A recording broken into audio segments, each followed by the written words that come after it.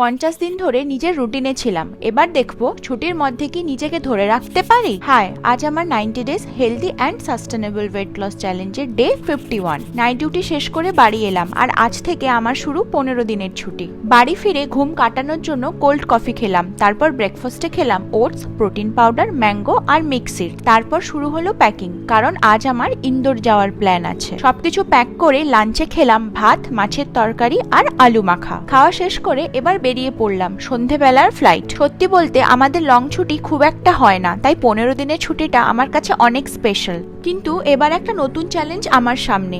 নিজের বাড়িতে নিজের রুটিনে থেকে ওয়েট লস মেনটেন করাটা একরকম, কিন্তু ছুটিতে অন্য কোথাও গিয়ে ঘোরাঘুরি আর রেস্টের মধ্যে হেলদি লাইফস্টাইলটা মেনটেন করা আর এক রকম। এখন 15 দিনে সেটাই আমার টেস্ট। দেখা যাক এই নতুন চ্যালেঞ্জ আমি কতটা সাকসেসফুলি মেনটেন করতে পারি। আর রাতে পৌঁছে আমি ডিনারে খেলাম ভাত, চিকেন ভুর্জি আর শাকের তরকারি।